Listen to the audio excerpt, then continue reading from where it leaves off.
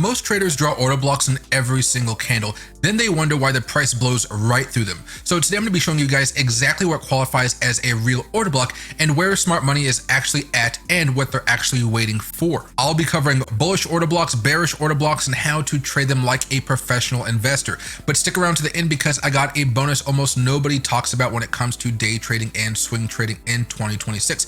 It's going to tell you guys when a block is still alive, even though it feels like it's not. So what exactly is an order block? It's going to be a specific price zone where large institutions place massive orders right before the price takes off. That's not going to be a random candle here or there. It's going to be a massive footprint that is very well hidden by massive institutions. Think of it like a loading dock where the big trucks are going to be backing in. They've pulled up, and once they load up, they're going to go right back to that same exact spot. The price is going to react because that's where all of the real institutional money is living at that current time. But here's the part that most people get backwards. An order block isn't where the price wins. It's where the big money is still waiting for another chance to buy at a good price. That's the whole game right there. So let's start with the bullish order block. This is the one you find on your long entries. In plain English, it's going to be the last red candle right before a strong move to the upside. A lot of manipulation happens around here, but here's what's happening underneath all of that. Before the price explodes, the big money is loading up. That last down candle, that's them buying as much as they can before everyone else catches on because they're hoping you're going to be their exit liquidity. Now, here's where most retail traders are going to go wrong.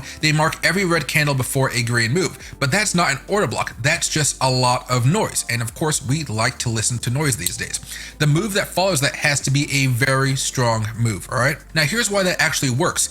Institutions can't buy all of their positions at once without spiking the price. So they're going to leave orders resting at that zone. When the price comes back down, those orders are still going to be waiting there to be bought back up. However, here's where things start to break down. If the price comes back slow and grinds through it, that block is going to be weak. The orders are already gone, and you want that price to respect it fast or not at all. So if it's grinding is not going to be a good order block. However, if you see a strong amount of buying happening there, you know the big players are loading up, and those big players are the ones that have the capacity and the money to actually drive in a matter of minutes if you guys are day trading. So here's how I use it. I usually wait for the price to return to that buying zone or order block. I'm going to watch for a strong rejection right off that level, and I only take it if the trend agrees with me. So if I'm looking to go long, you want to make sure the overall trend is going higher. Very fast, guys. If you guys are getting any value out of this video, please make sure to give me a like and a hype, especially on mobile. It helps out this channel way more than you guys could possibly imagine. YouTube does not even know I exist anymore, so I'm really hoping you guys can give me a like and a hype. Appreciate it a lot. All right, let's keep on going here, guys.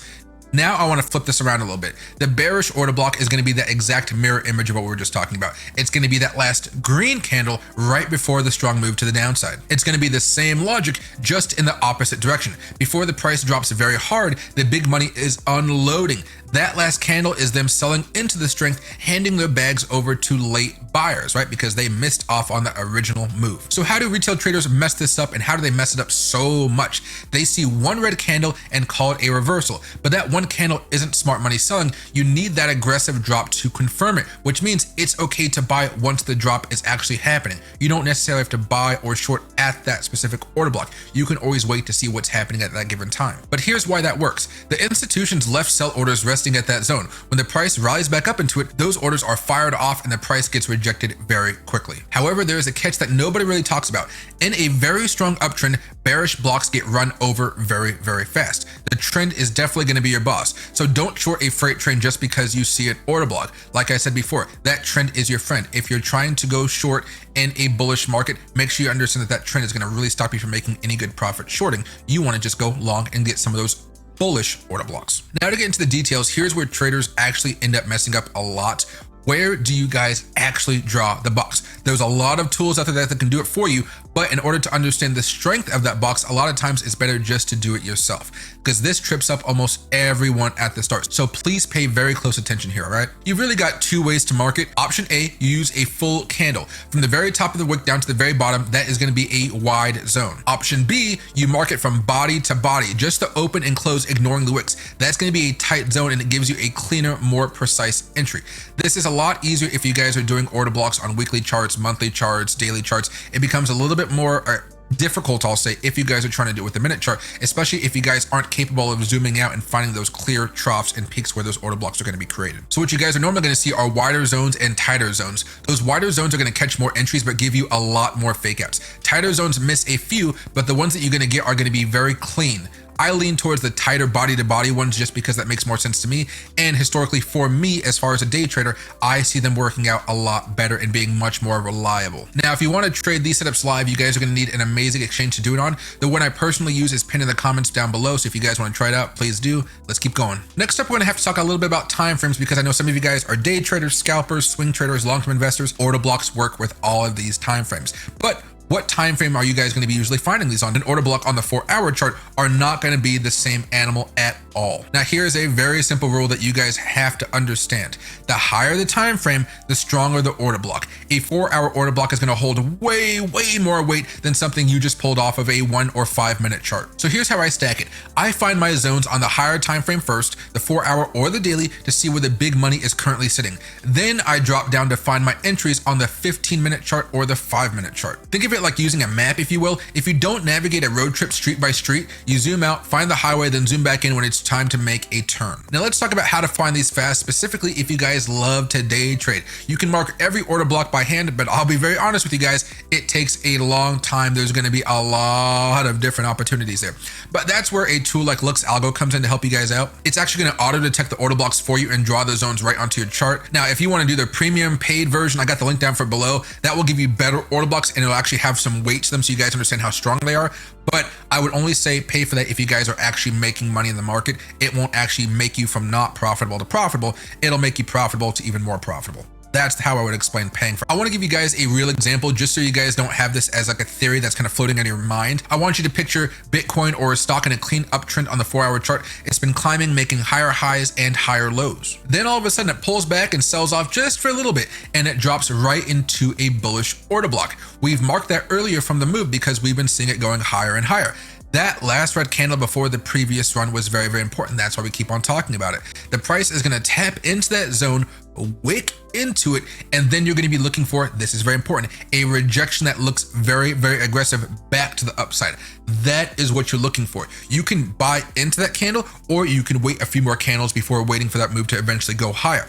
That rejection with the trend already going up is your signal to buy it right there. But it's very important that before you even make that buy, you know where you're going to be selling it as well. So you can look for resistance, order blocks, fair value gaps, a bunch of different levels, but just make sure you have a clear idea of where you're looking to sell it when you buy the order block, especially if you're seeing two order blocks look very close together. Sometimes that's for scalpers. That's not going to be for everybody else. So I want to tell you guys what you're not going to be doing. You're not going to catch the falling knife as it's coming down. You're going to be waiting for the price to come back with that strong move. If you guys try to catch a falling knife, a lot of times it will keep on falling. So why not just wait a little bit and give up a little bit of the profit just for that security and safety to know that you're going to be making money off how to make money consistently, because you're playing games and you find opportunities to lose out that money, you're never going to get anywhere. And as you guys can guess, it works exactly the same way on the downside. If you guys picture Nvidia rolling over, having lower highs and lower lows, that trend is clearly going to be going down, right? Then you wait for it to hit that order block and you wait for the last red candle and a last green candle and wait for that rejection to strike it down. You buy right there or you short right there, and then boom, you're going to be making profit. Same exact thing, just in reverse. Now, again, you're not trying to guess the top. That's what makes this so powerful. You're letting the price come back to a certain level where the sellers already showed up once and you believe they're going to show up again. And then you're going to be trading with them, not against them. And guess what? Those ultra rich, they know how to make money. So why not just follow what they're doing and you can make money too?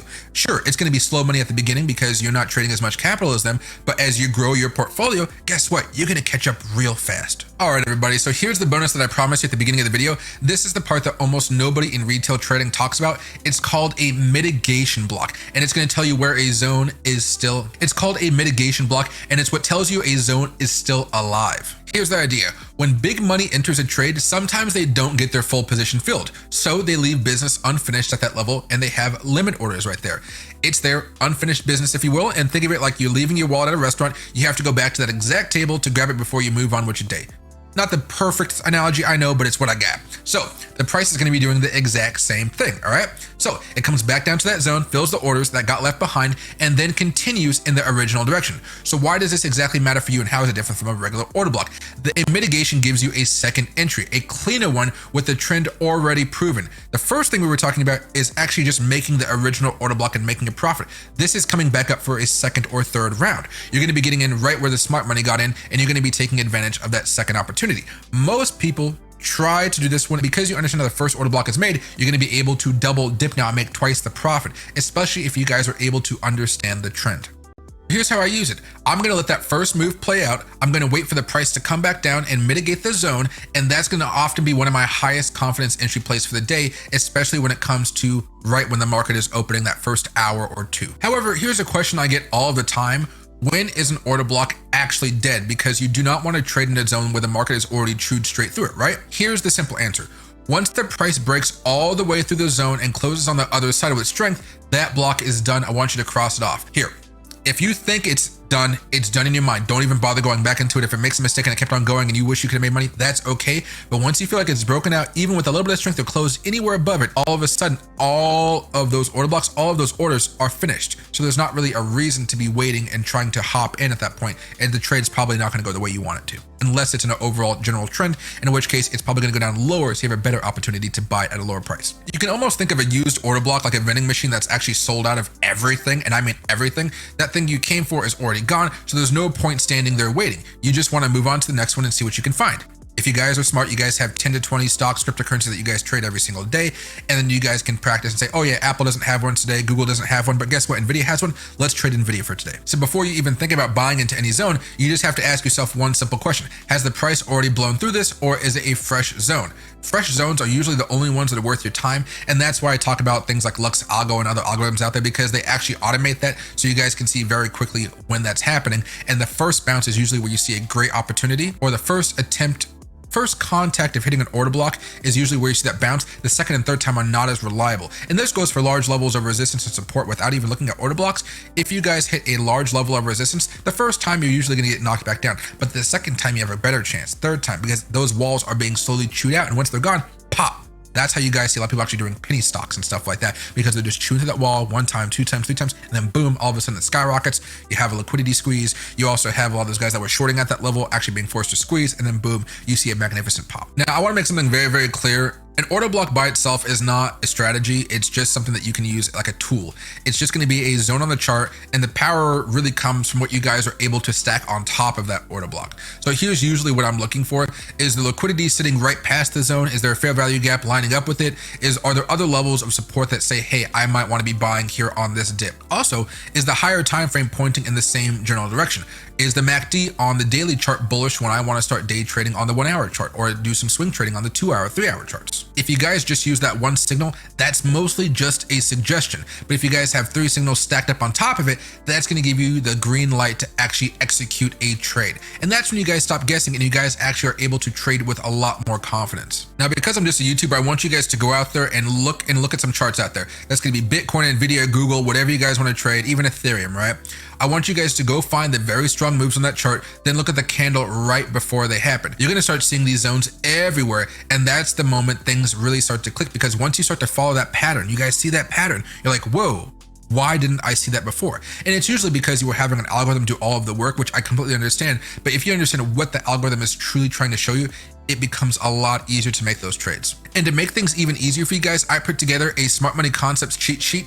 Everything from this video, including order blocks, mitigation, all of it, all on one clean page, so you guys can keep it next to you on one of your other monitors, if you will. I'll have it linked down below, and I'll have it linked down below in the description. Now, to finish this video off, I don't want you guys just to copy and paste what I showed you guys. I want you to put in the work and back test it with your favorite stocks and cryptocurrencies. Make it yours and adapt it to your own trading style, because if you guys are swing traders, this is going to make a lot of sense to you guys. But if you guys are day traders, you're going to have to start thinking in other dimensions or other time frames, just to make sure you guys can understand the order blocks that you guys are going to see on the 5-minute chart and the 15-minute chart. Now, if this video helped you, or if you still have a couple questions, please rewatch it again, because it does take a little bit of time to really... Hey everyone, today's sponsor is Wicks, a global crypto trading exchange where you can trade hundreds of cryptocurrencies, use futures and spot markets, and even copy expert traders, all from one secure platform. If you want to check it out, the link is in the description below. Thanks.